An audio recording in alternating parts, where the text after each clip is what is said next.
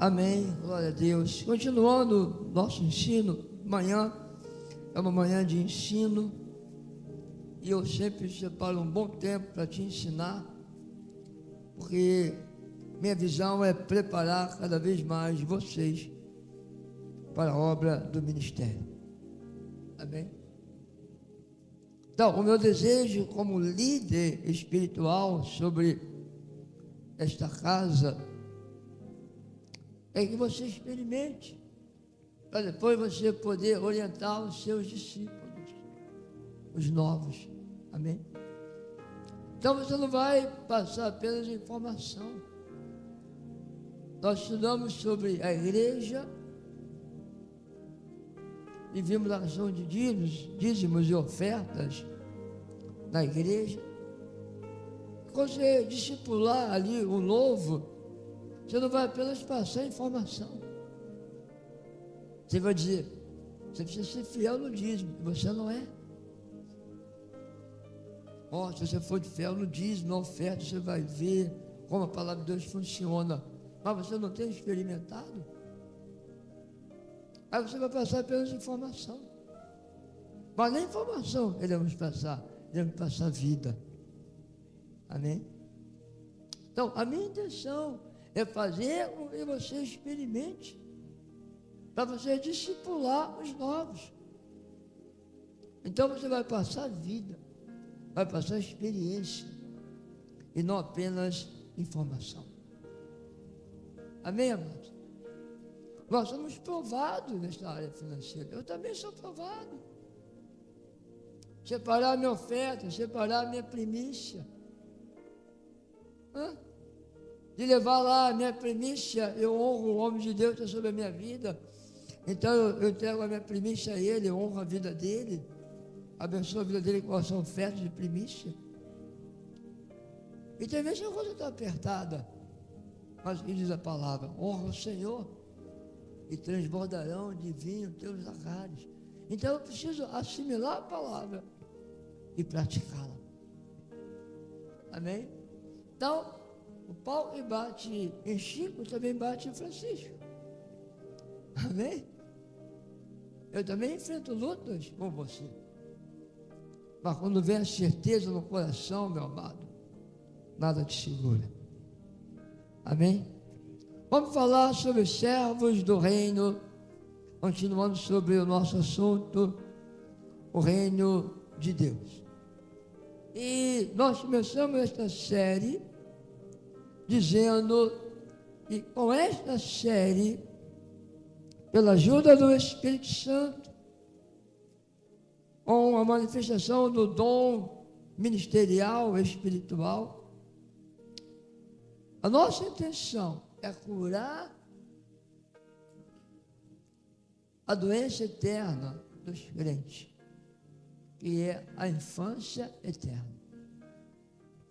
Aquela infantilidade, aquela infância, que a pessoa nunca amadurece. Amém? Então eu entendi, estudando, meditando, lendo, orando, o porquê desta doença crônica no meio da igreja. Eu entendi que essa doença crônica é resultado da mensagem pregada.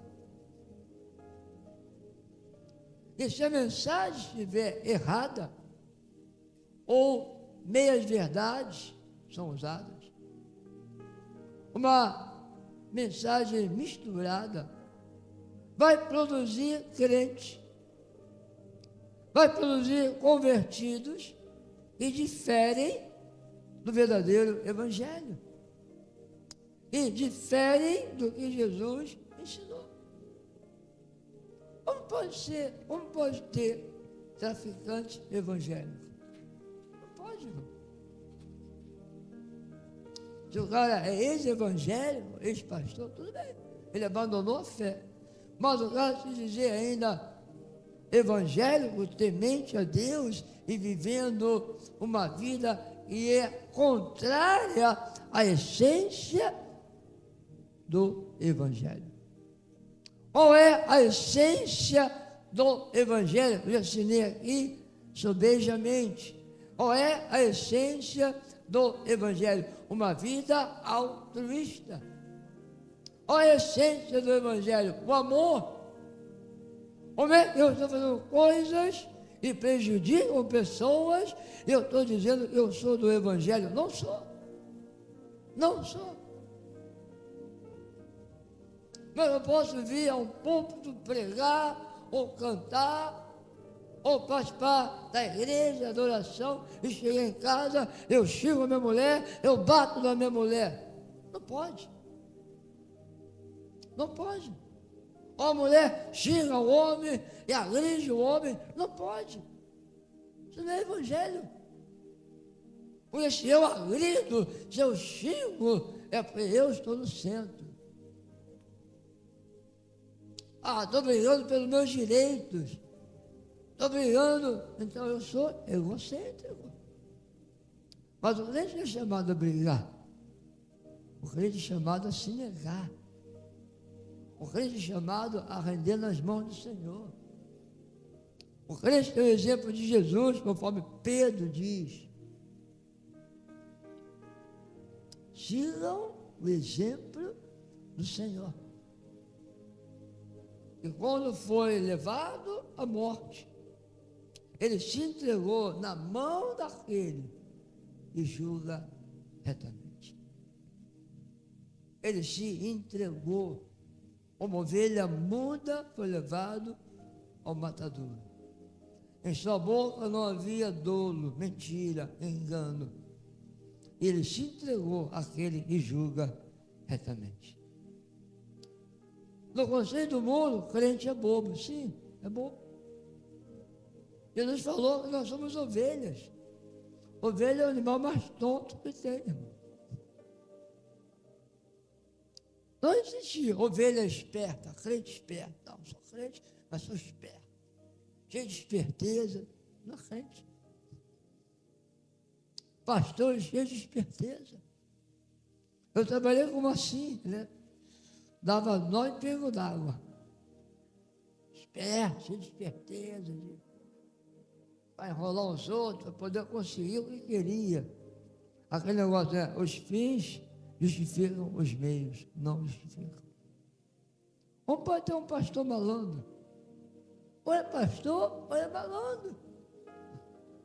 Ou é cristão, ou é malandro. Não existe cristão malandro.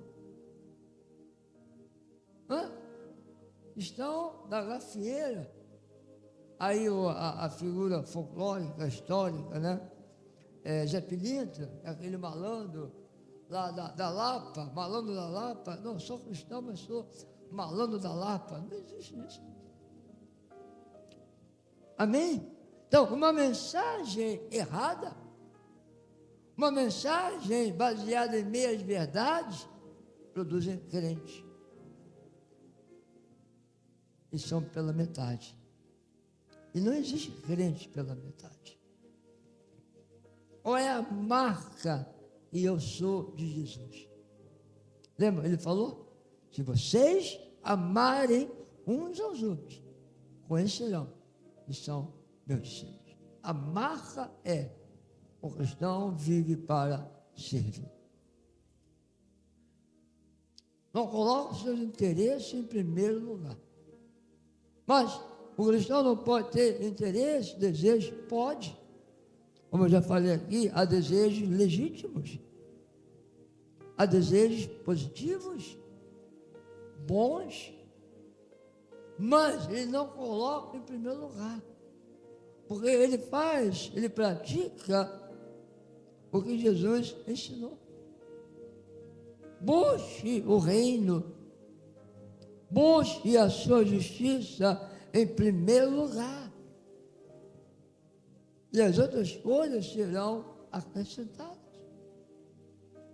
É Deus quem me honra. É Deus quem me levanta. Eu não preciso me defender. Não preciso defender a minha honra, a minha autoridade. Não, Deus é quem me defende. Eu me entrego a Ele. Eu confio nele. Amém? Então, a nossa intenção é trazer a mensagem correta para curar essa doença da eterna infância dos crentes. E você começar a amadurecer.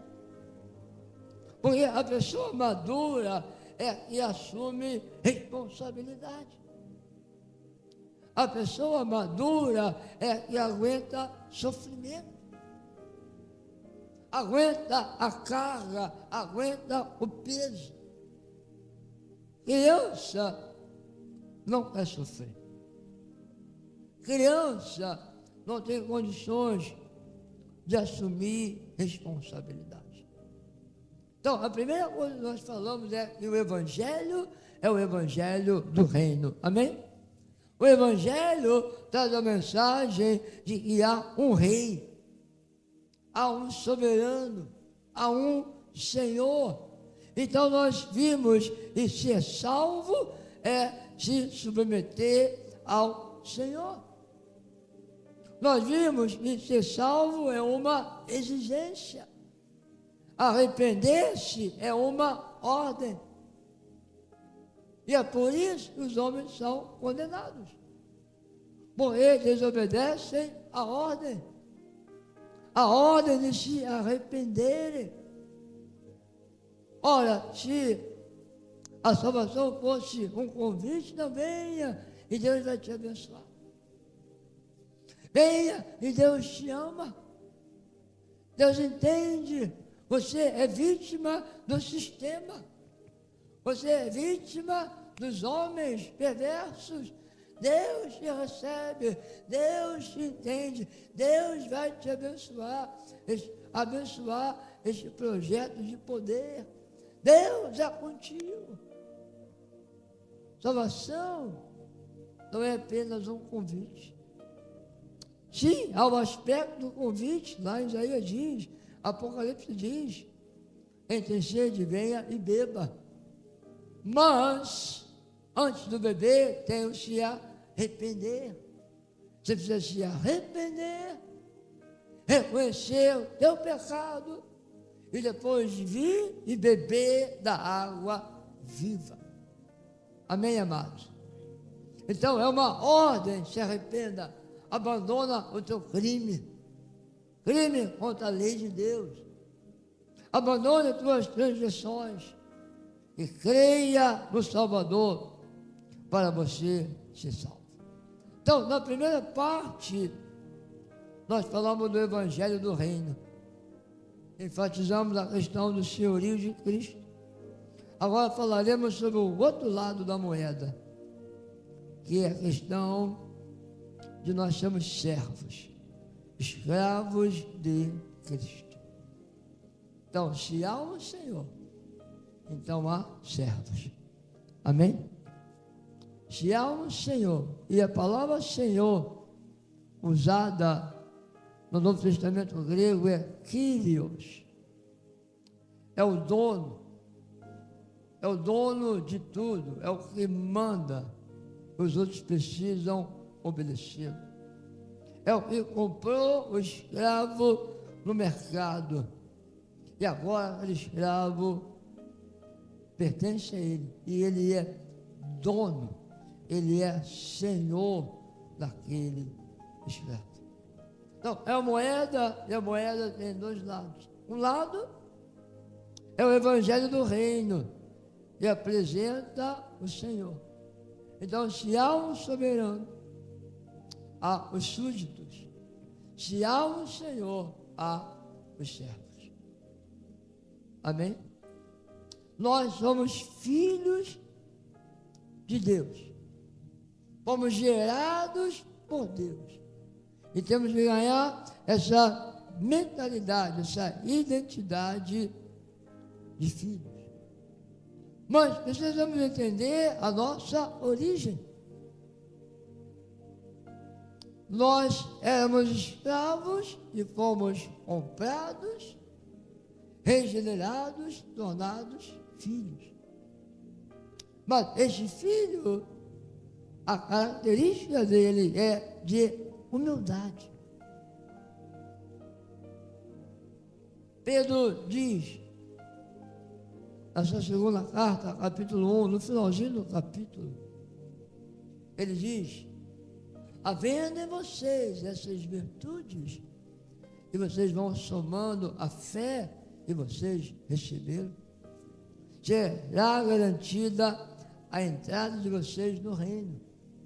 Agora, ele deixou de lado essas virtudes, se esqueceu dos seus pecados e foram perdoados.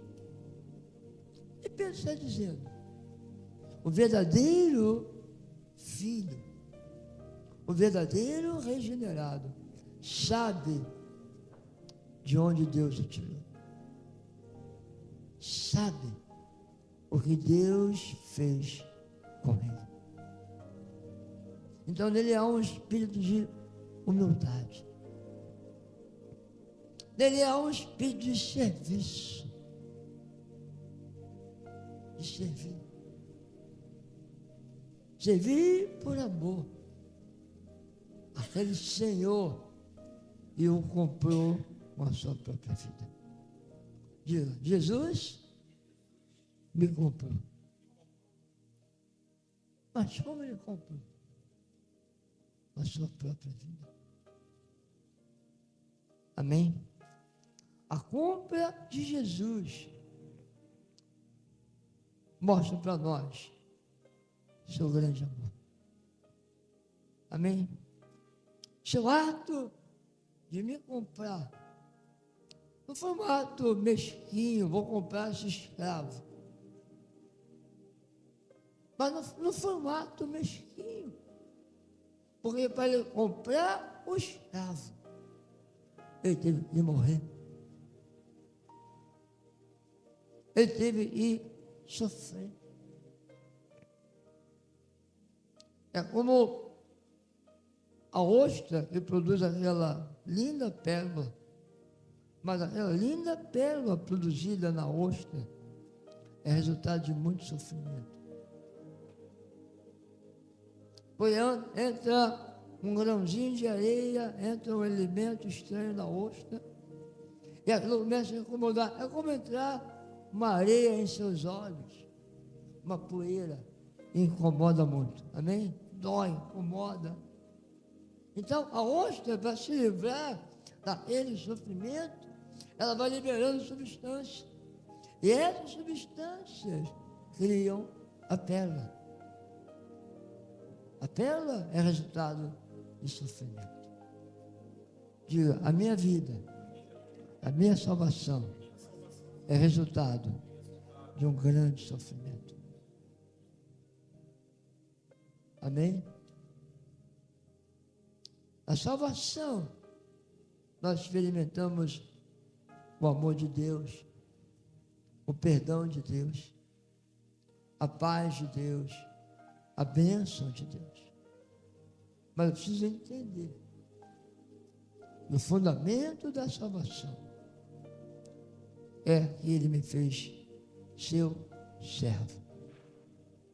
Em Lucas 17, de 7 a 9, Jesus conta uma pequena história.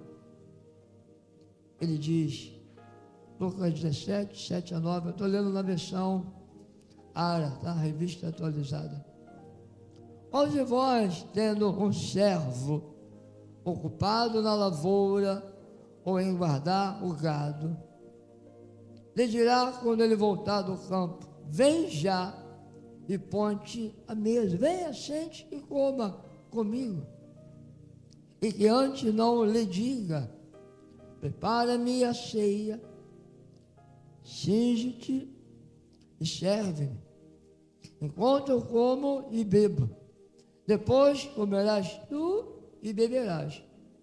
Porventura terá de agradecer ao servo por ter este feito o que lhe havia ordenado. Jesus está indo numa lição, um corte no egoísmo, um corte, uma ferida na natureza humana egocêntrica. Porque fazemos coisas boas, como seres humanos, mas as nossas coisas boas estão atravessadas com a nossa natureza egocêntrica. Fazemos coisas boas, mas queremos reconhecimento, queremos louvor, queremos ser notados. Então Jesus está dizendo, porventura o Senhor terá de agradecer ao servo por ter este feito o que ele havia ordenado? É óbvio que não. Ele é servo, ele é escravo, ele fez o que ele teria que fazer. Nem o escravo vem e senta na mesa e come com o Senhor. Não, o escravo faz isso. O escravo prepara a mesa do Senhor e o Senhor come e bebe.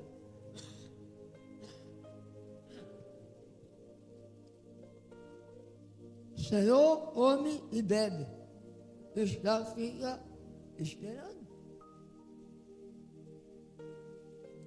Quando o Senhor joga ali o guardanapo na mesa e levanta, o escravo entende, ele não vai voltar mais, já está satisfeito. Então é hora do escravo comer e beber. Amém? E se o escravo fez tudo direitinho, tudo certinho, ele não vai ser elogiado por isso, porque é papel dele fazer. Amém? Diga, o Evangelho do Reino produz os servos do reino. Os servos da justiça. Os servos do amor. Os servos da mensagem e da vida de Jesus. Então, o que nós entendemos é que nós somos escravos de Jesus Cristo. E foi a palavra que Paulo usou. Havia várias palavras para escravos, para servos.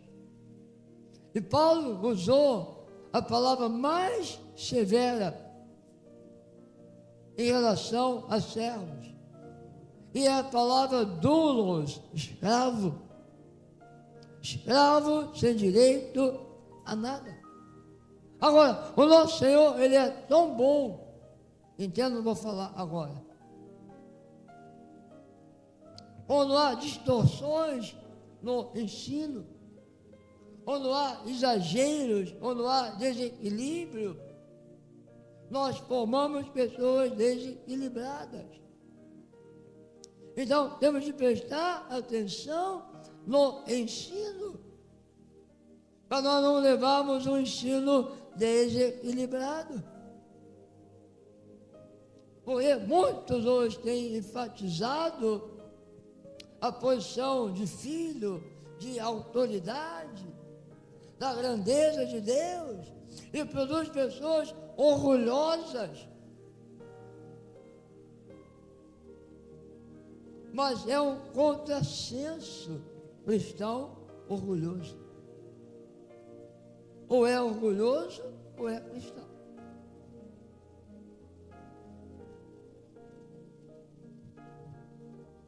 Eu tenho que ganhar a minha identidade de filho. Saber que eu sou herdeiro, eu sou filho, eu tenho autoridade sobre o mal em nome de Jesus, mas eu preciso equilibrar o outro lado.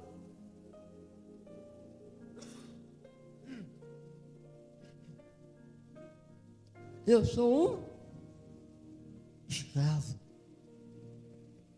E eu fui comprado. E eu estou aqui pela graça e a misericórdia do Senhor.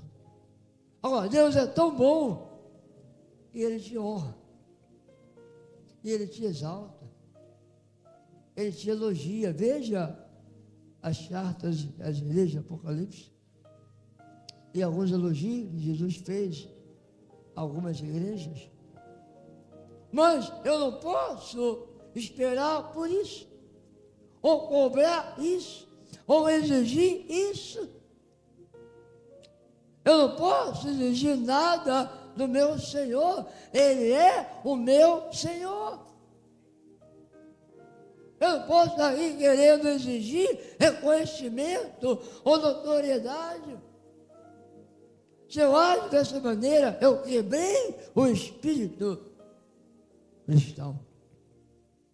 Eu feri o espírito do Evangelho. O Evangelho produz pessoas humildes, produz pessoas submissas, produz pessoas altruístas. Esse é o Espírito do Evangelho e o poder de Deus para fazer de você uma pessoa altruísta. O Espírito Santo traz o poder do amor, o poder do serviço. O Espírito Santo não é poder apenas para falar em línguas. Aí veja o ensino desequilibrado. Nós falamos de poder, poder, poder. Vamos quebrar, vamos arrebentar. O camarada é arrebentar tudo, é arrebentar as obras do diabo, é arrebentar demônios e também é arrebentar as pessoas.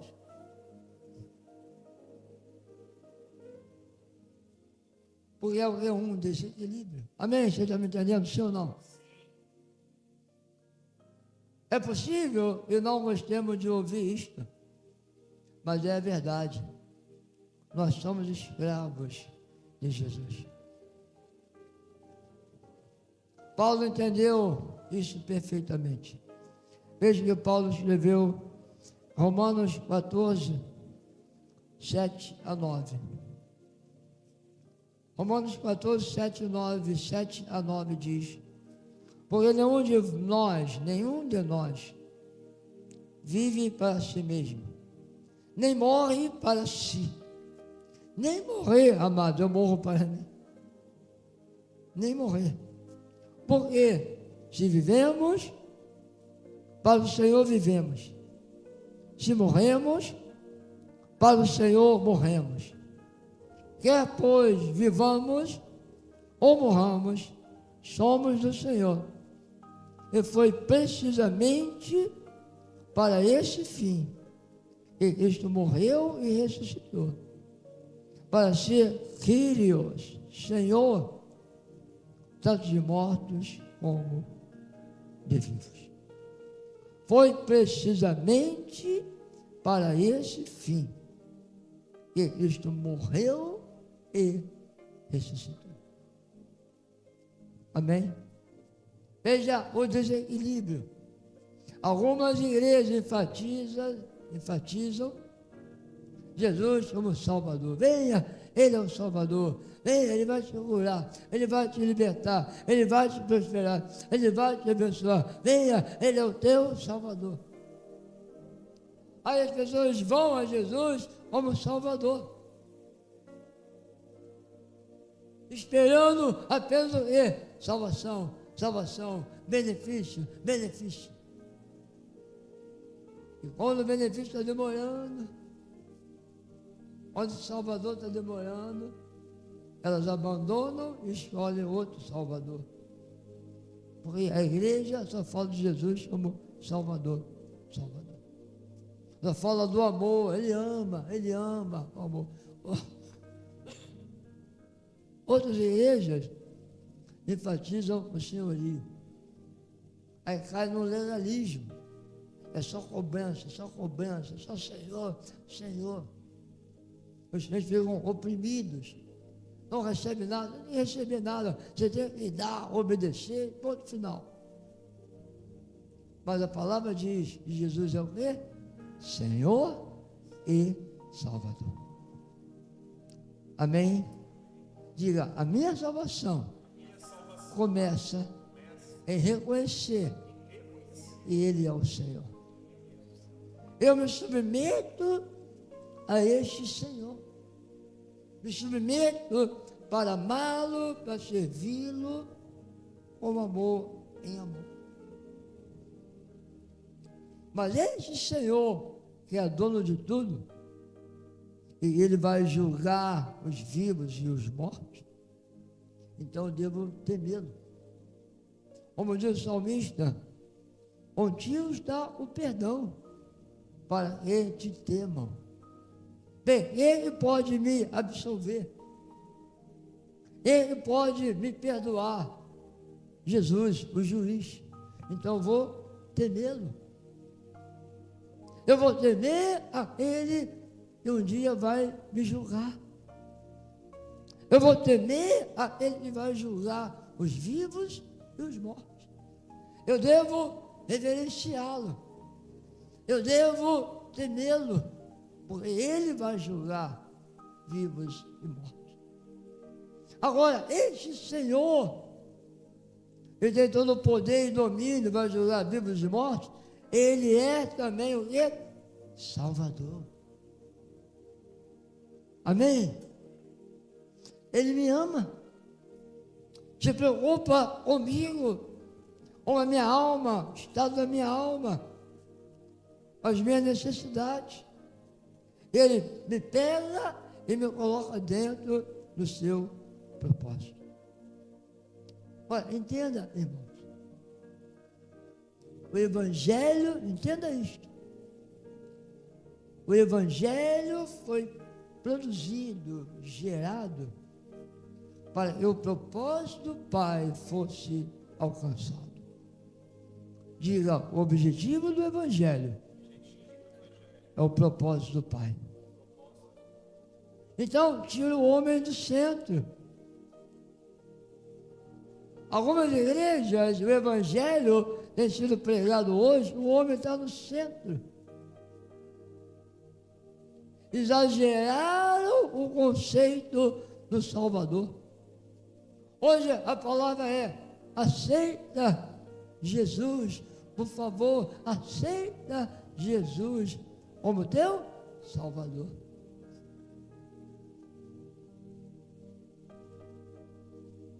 Mas esta não é a essência do Evangelho.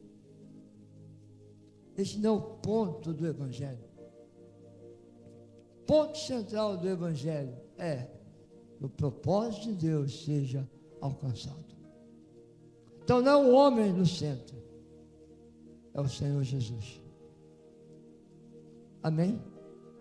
Diga, quando o propósito de Deus, vamos lá, quando o propósito de Deus é alcançado, isto é, glória para Deus e bênção para o homem. Há lugar de bênção para o homem no propósito de Deus, sim, porque Ele também é Salvador, Ele é amor, Ele salva.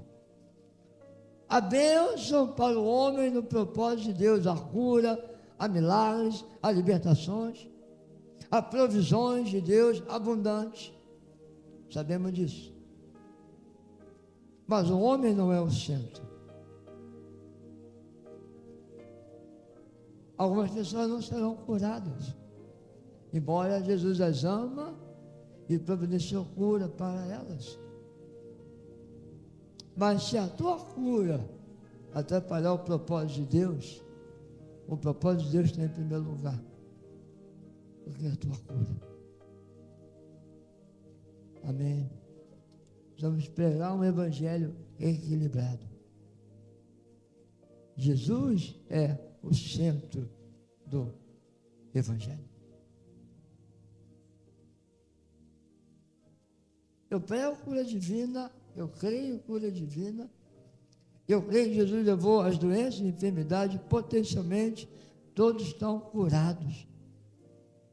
Mas se por acaso eu não alcançar uma cura, eu morrer, porque eu não alcancei a cura, não tomei a posse, não experimentei, eu vou feliz da vida, porque eu sei para onde eu vou.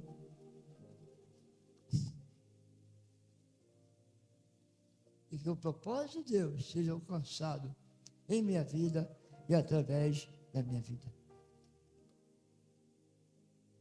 Amém? Jesus morreu pelos nossos pecados, amém? Mas isso é apenas uma parte da história.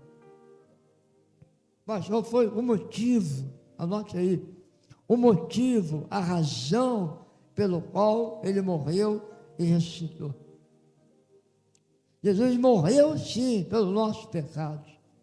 Nos amou tremendamente, pagou o preço para nos salvar, nos comprar. Esta é a beleza do amor de Deus, é a beleza do Evangelho, sim. Jesus morreu pelos meus pecados. Eu me alegro em meu Salvador. Ele é o meu lindo e maravilhoso Salvador. E eu amo por isso.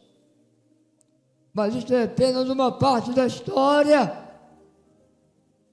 Você não pode ter o Salvador e ter o tráfico, e ter o adultério, e ter a lascívia, o roubo, ao mesmo tempo. Não. É uma coisa ou outra. Mas o motivo pelo qual ele morreu e ressuscitou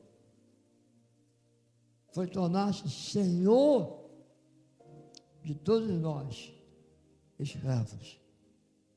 Ele me comprou no mercado de escravos. E eu me tornei o seu escravo.